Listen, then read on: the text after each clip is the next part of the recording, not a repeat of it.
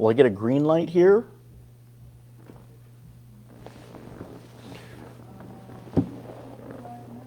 We're live? Oh.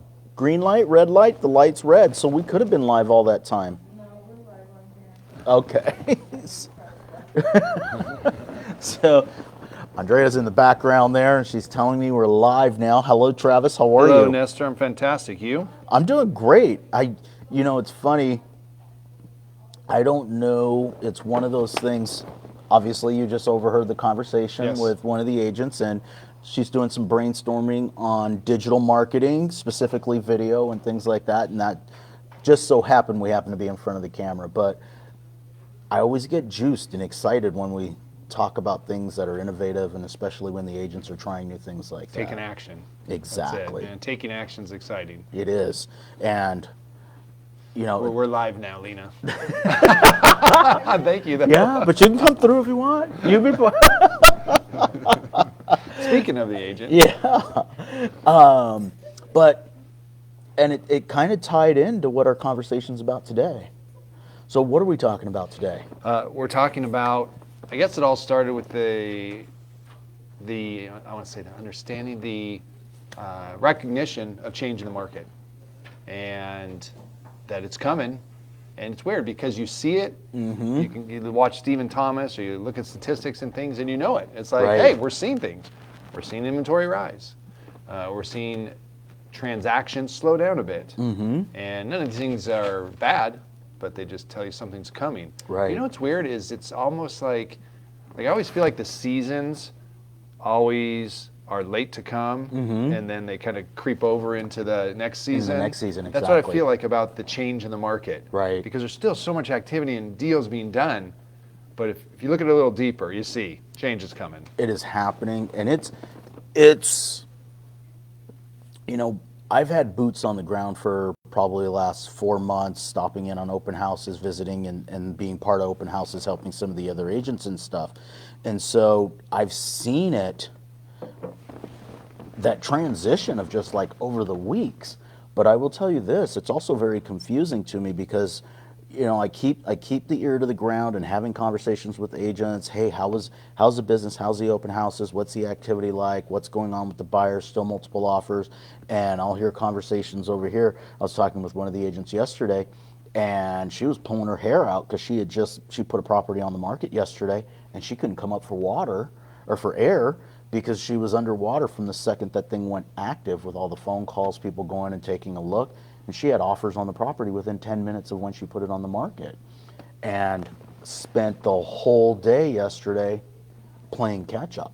Yeah. And then, had an agent call me from one of the other offices, one of the communities here in Irvine, and she was just picking my brain because she's struggling. She's had a listing that's been on the market. She's on price reduction number 4. Wow. And here in Irvine? Here in Irvine. Wow. And can't get that thing to stick. And I look at these things and it's like, why is that happening here? Why is this happening over there? And there's a lot of different factors. And I don't know anything about that situation, but I might guess that you always got to put your best foot forward, and maybe in this market someone didn't put their best foot forward, and now they're paying the price for it. And that was the exact conversation that I had. I was all like, you were a little aggressive on your price to begin with, and doesn't show well. It shows well. The property shows great, and it was just the opposite, that the property shows so well that they got a little overzealous in their pricing. And now they're chasing that market in the wrong direction. Yeah, that's tough. A property that's 30 plus days in this market is stale. So now the real conversation was, well, how do we bring energy back to it? What do we do to create new buzz and things like that for that property? But I think the market is changing, and I think that one of the most important things that as agents that we need to look at is, how is it changing, and how do I stay ahead? And if I'm not staying ahead, how am I pivoting very quickly? Yes. Yeah.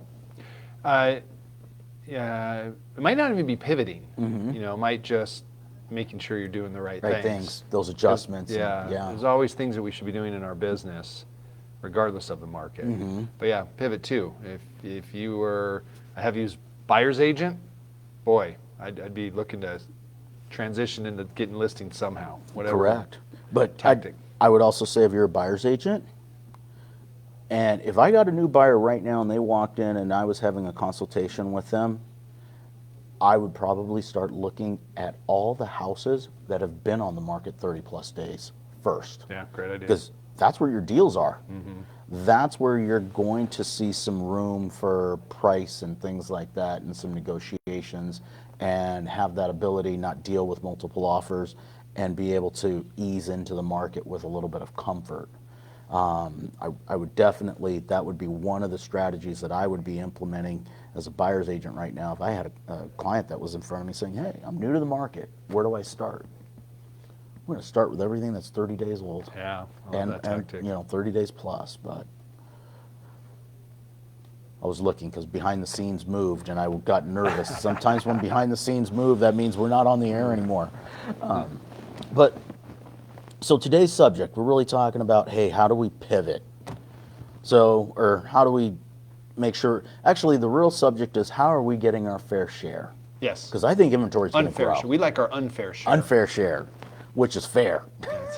So, if that didn't make sense to you, work hard, work smart, continue to do the things and the right things over and over again. You will get your fair share and some. Yeah, I'm just afraid that a lot of people, especially people who are heavy listing, which is great, they're doing something right and they're having lots of listings, but many times that makes us, I'm at a loss for words here, but we stop doing the things that we know we should be doing because we're like, oh, I got the business rolling in, everything's great. Well, if you're not doing the work behind the scenes to manage that, then when that spigot slows down or just turns off, Right. you can get hit very hard. Correct. Whereas if you were doing the right things, and we can talk about some of those, you know, being present in a geographical area, being a SOI ninja, and these other things, then, you know, things are going to change, but you're going to have less, it's going to affect your business less.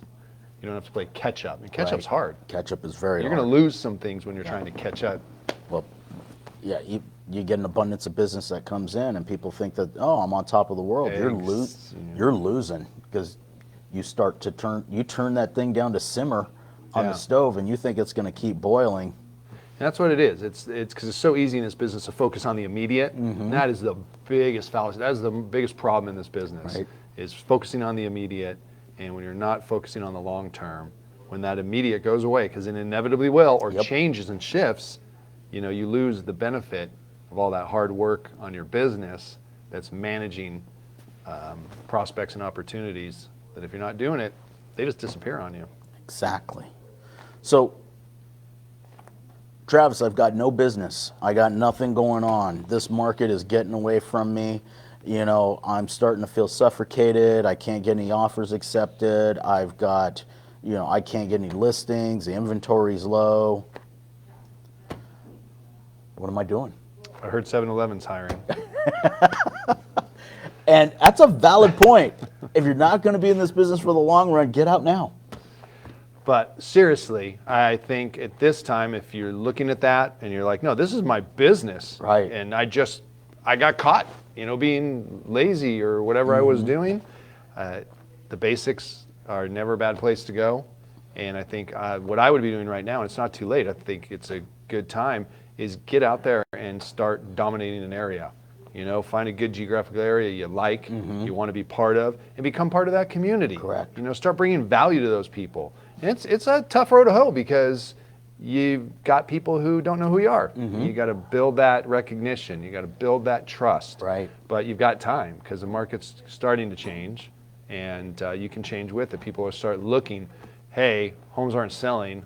Who should we go to? They're going to go to the local expert. They're going to go to the people that they see have shown themselves as being able to get the job done.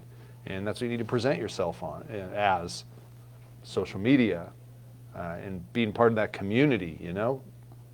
How do you bring value to the people who live and work there? Correct.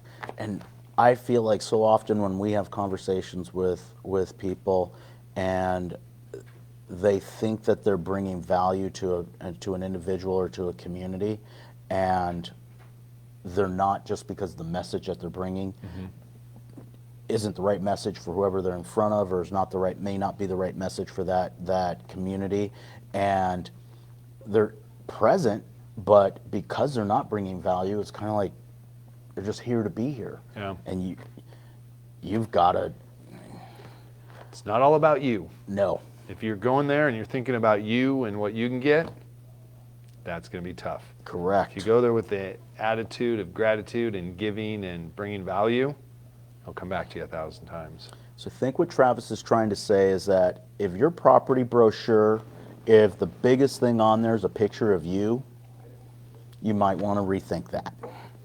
Did I say that nice enough? That's pretty good. I was pretty straightforward with that. I think they know who they are. Okay, yes. So, and I get it. A lot of times we like to say, hey, number one, or number one in sales, number one in volume, things of that nature. But I think that the people that are really looking, especially now, the data's all out there. That people don't come to us anymore with, very, very rarely does someone, I think, present themselves in front of us that are ignorant to the whole process, or the people, or the system, or what's really happening and what's going on behind the scenes. They've done some homework, some investigating, and things like that, and they've got some data. So they know if you're number one, or at least one of the top agents. Yeah. But they also know, what everything else looks like. They know if you're marketing the home or marketing the individual. These things all resonate with them, and they pay attention to those things, especially now. Because it's not about whether or not you're going to sell the house or not. It's going to be, how am I going to get more money for it? Yes. That's the conversation. Yeah. It used to be, what excites me is seeing someone tell a story. I know it's hard, if you're doing a postcard or something, or social media, but the ability to not just say, hi, I'm Travis Barron. I'm number one in this area, and I do great marketing. Call me so I can share it with you. Right. Dude, Exactly. I want you to say, and here's what I do, and here's why it's of value. Look what I did. Examples. Exactly. Walk them through it. I think that's what's sticky.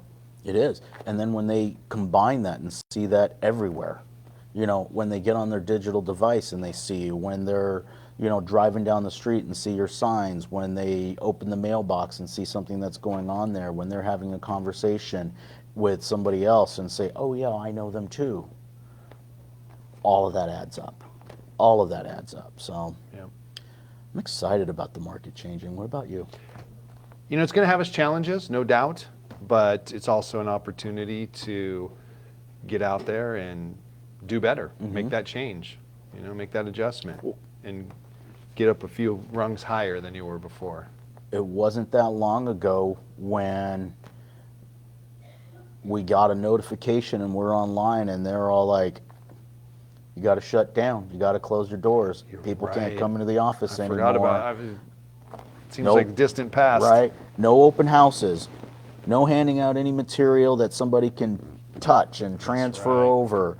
No showing properties. No.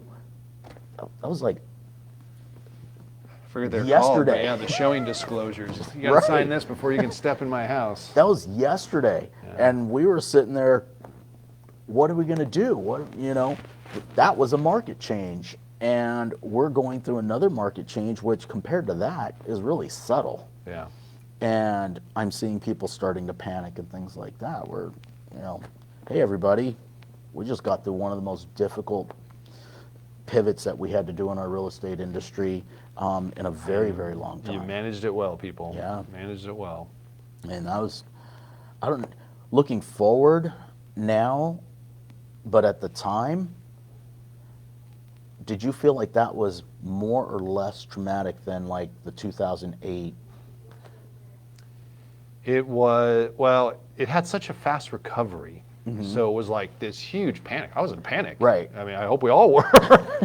But it turned around so fast that, it managed pretty well. Right. Whereas, back in '08, oh yeah, I mean, that was Crazy. That was a long downward trajectory. Yeah, that was more painful and difficult to manage. I felt like 2008 was a little bit more difficult because we got pain inflicted kind of like on a daily basis for a very long time to the point where we were all saying, when is this gonna stop? Yes. Whereas, COVID just overnight, we were like, boom, you're closed. Yeah. And okay, it kind of pushed us to rock bottom as far as taking everything away from us that we normally traditionally do day Yeah. one. So it's start over. Yeah.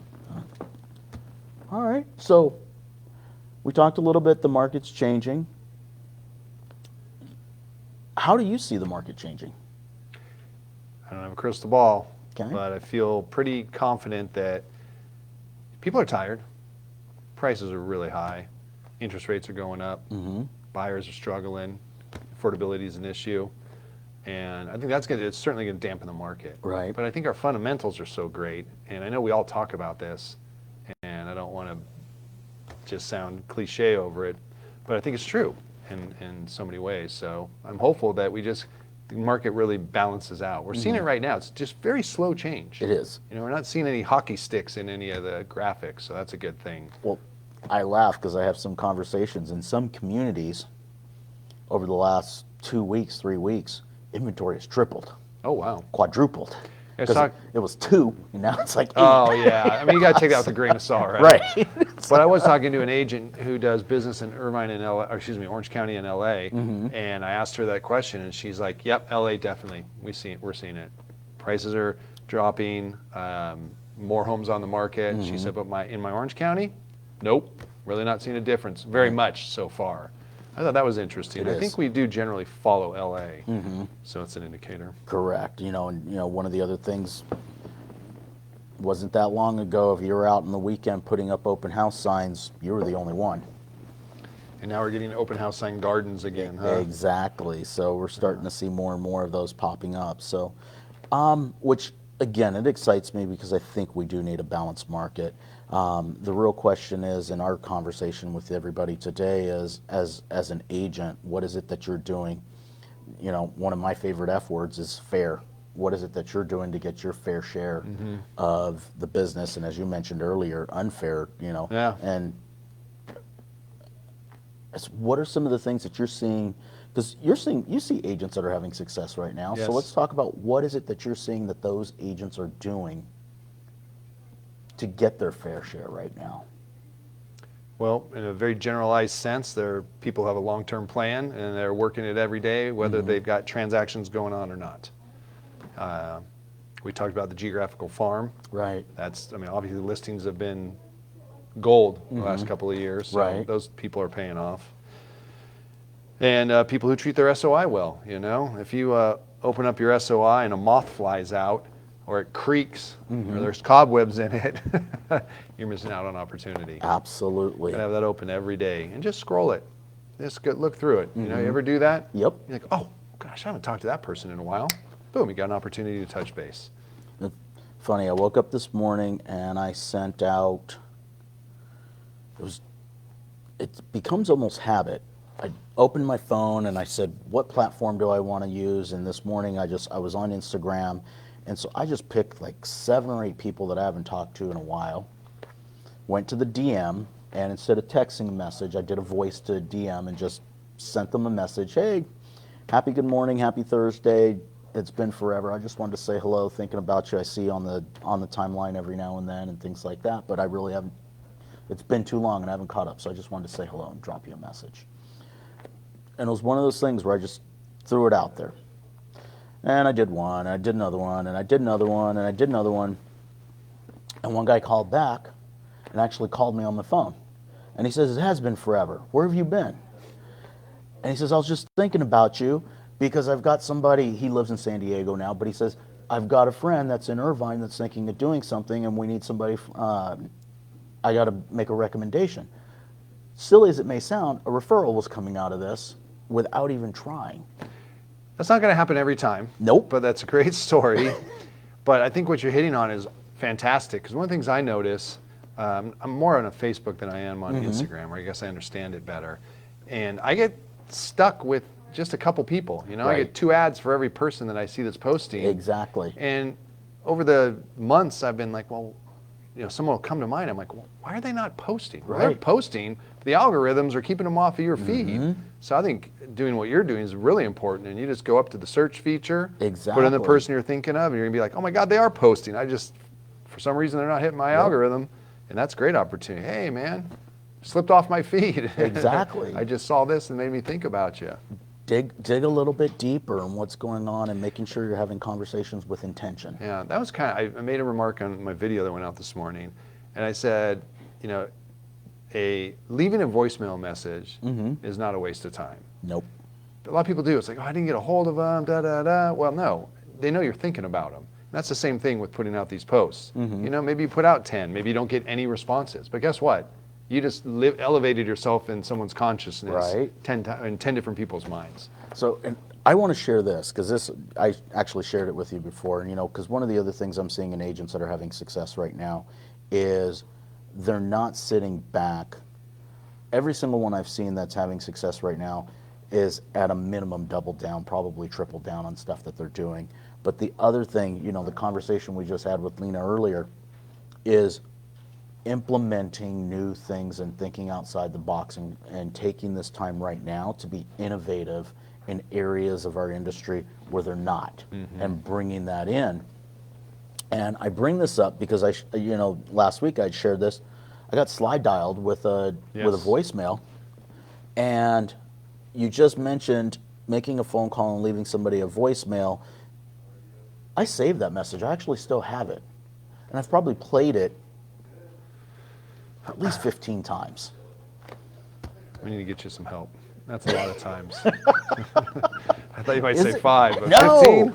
And, but my point is that this one little voicemail, and to each its own, it brought value to me. It brought value to me because of the idea, and that's why I was listening to it so often, or so many times. Is I was fascinated with it and thinking, holy cow, is this a good idea? Is this not a good idea?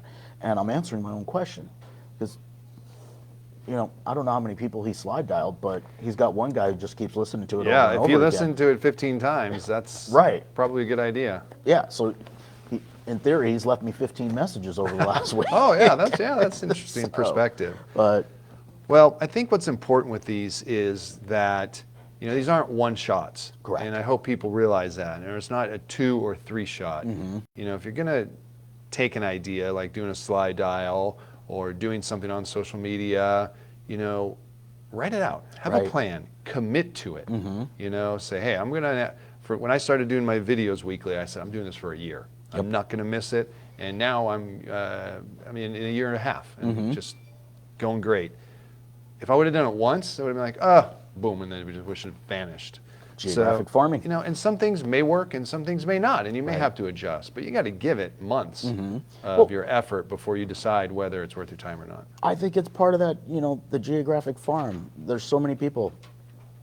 I sent out a mailer, nobody called back. Yeah, right. So I sent it to a different spot, and nobody called back, and then I sent it to a different spot, and nobody called back. It's I don't know, and I like the analogy of a year.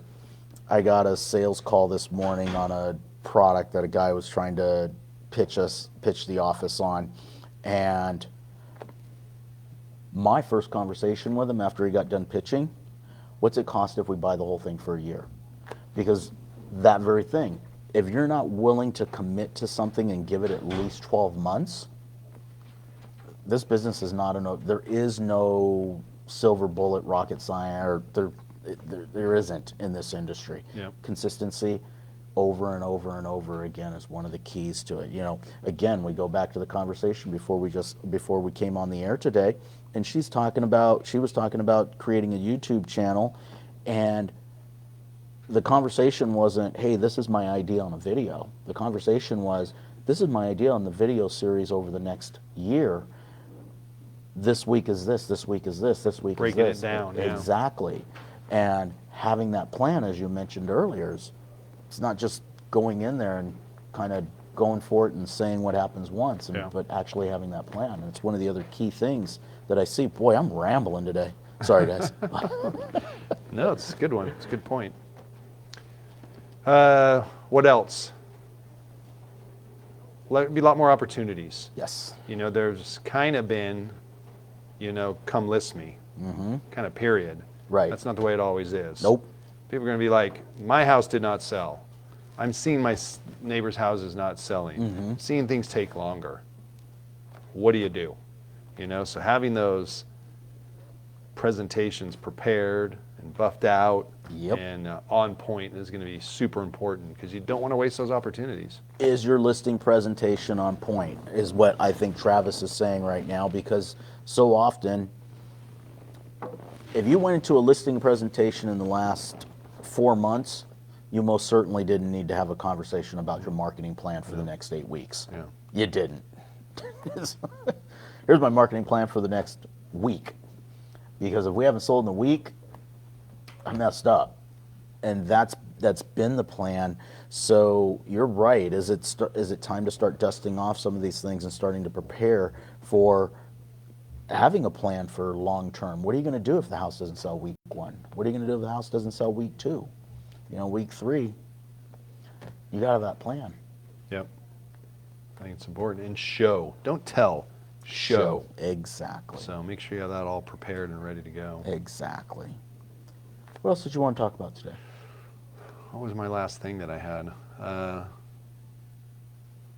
Oh boy. He forgot. I did consultation. Oh, follow up, right? We're all so horrible at follow up. So important. This person doesn't want to hear from me. Yeah, well, I don't think that's the truth. And I think what's happening is I'm hearing a lot about. This goes for any leads, I think, but I've been hearing from the people who provide them, who purchase them, Zillow, whoever it might be, that not so good anymore right now. Nope. Right? The buyers might be there, they might get people contacting them, but they're very hard to get a hold of. They're not ready to act like they have been in the months past. Well, don't do the natural inclination to just throw these things out. Don't throw out the baby with the bathwater, you know? These are people who are interested, and guess what? They just need a pause. Make sure that you're following up with these people. Have a plan. That one, you know, you got to hit it hard for 6 weeks, and then after that, you got to be on them for years. Correct. And there's a lot of technology out there right now that can help you with that. So, and this is where I feel like a lot of people fall short because, well, I don't want to use the drip campaign because the drip campaign isn't personal and this and that, and I want to be the one to call them, but you're not calling them. In reality, it's you followed up, and then it was like a waterfall, and you just left it alone. The drip campaign in that case is better than nothing. Let's get it all the way right now. I don't want to do drip campaign. It makes it look so canned. Nobody opens up those anyways. Half of them go to spam. Okay, you can say all that. Yep. But in the end, that is going to help you be more consistent with your clients. And it's like geographical farming. It's okay. Nestor's newsletter, delete. Well, you just got another rung up in their consciousness because they saw Nestor. So if that's the minimum, and yeah, I mean, there's going to be spam. It's going to get caught there. You know, it's going to be thrown away quickly. It's going to be a wrong email address. You're not going to get 100% through, but it's a heck of a lot better than doing nothing. And that's consistent, like you said. You got to have those layers. One of my favorite stories, drip campaign. Phone call off of a Facebook ad, followed up, had a consultation, got as far as getting the lender to qualify him. He made a request on Zillow and Realtor.com. You know what happened to his phone after that. Boom. I got a phone call. It's too much. What's too much? He got overwhelmed because so many people were calling him and putting stories in his ear. I never heard from him again. But because it came through Facebook, it went into the CRM, and the CRM had turned on the drip campaign, and I wasn't even aware the drip campaign was on. 13 months later, I got a phone call that said, I want to go see this property. And I was all like, who are you? He had to explain that we had spoken 13 months before. And he looked at, this was a Friday, he was in escrow by Monday. Because some automated system just kept sending him stuff. That's it. Yeah. And he put 100 people, 200, 500, 1,000 people, and that's happening to him? Correct. Something's coming out of there. You know, and me, didn't even realize the drip campaign was on because I was one of those ones that was, reading through the drip cam. Oh, that doesn't sound like me. That doesn't sound, I got to change this and customize it. And until I get it customized, it's not going to be on because I don't want people to see And then this. you never get around to it. And Exactly. And I didn't. He happened to be on for some reason, and boom, got a great paycheck for, yeah. you know. Okay, I'm not going to put that in the category of great follow-up, but Yes. necessary follow-up, and there are positive Correct. things that come out of it. And that's an example of done is better than perfect. Yes, And, absolutely. You know, and that's sometimes that's where we are. But, you know, that's all part of the growth in the systems and things like that. And I will tell you this, that experience, you're right, that was not an experience of, hey, that's a great experience that I had, but I sure in the heck fixed my drip campaigns and paid more attention to the custom ones in there and went in there and did all the edits and made sure everything was turned on after that, because I saw that and I said, so although it wasn't a good example of, hey, that's the right way to do things, it pushed me to correct it and make it the right way. Yeah, So fantastic. like- I love it. yeah. Yeah, doing it crappy and it's making money. What happens when you do it right? Yeah, So, turn it up. Now's the time. Yeah, I think we're headed into, again, it's change. There'll be some difficulties along with it, but I'm not fearful. You know, 2008, that was a little scary. right. COVID, it's a lot of work, but it worked itself out. And I think this one, you know, people have been wanting listings. They want a better market. It's better for the consumer. It's better for us. And we just need to do the work and be organized and long view thinking, Yep. and it'll be great. I'm excited. More inventory is going to be coming on the market. That means more opportunities. Two categories. Those experienced agents, more opportunity, and I'm thinking you're doubling down, tripling down right now to make sure that you're getting your fair share and above. Newer agents in the industry, this is an opportunity for you to break into the industry, get that first listing. I will say this, do not get overzealous and take a listing just to take a listing. This isn't a reason or an excuse, even in this market, to take that way overpriced, Yeah. unshowable, No good. not going to be able to sell listing. Because at the end of the day, all it'll do is suck up all your time and energy that you could be spending somewhere else. It's one of the things that we normally see is, oh, I got this listing, but they don't want it in the MLS. They don't want photos. I can't show it. I can't do this. They just, if I happen to come across somebody, they'll sell it. I'm like, okay. Not someplace you want to spend a lot of time and energy on. So, Yeah. all right. Yeah, be good. Open houses. The expired FSBO people will be back in business. They've really been shut down the last They have couple been. of years. It's been very difficult in that arena. They have been. They have been. But open houses are still great right now. Not getting the hundreds and hundreds, but you're getting the 40s and the 50s. Yeah. You know, having quality conversations. They're still out there. The people still want to do things. They still want to do business. So, yeah. Fantastic. I'm fired up. If you guys have any questions, if you have any comments, if you don't even like what we have If you to haven't say, subscribed yet, oh yes, subscribe. And is it hit the bell? Is that what it is? Hit the bell? Hit the bell. Because that gives them a reminder, I think, every time we come online. Nice. And let us know your thoughts. Heck, don't even be afraid to give me a thumbs down. No, I'm not trying to get thumbs down, but feedback, any feedback is better than no feedback. Absolutely. So that's how we get better. Till next time. all right. All right. Have a great week. Happy Thursday? Today's Thursday. Yes. Okay. Everyone have a wonderful weekend, and we'll see you next week.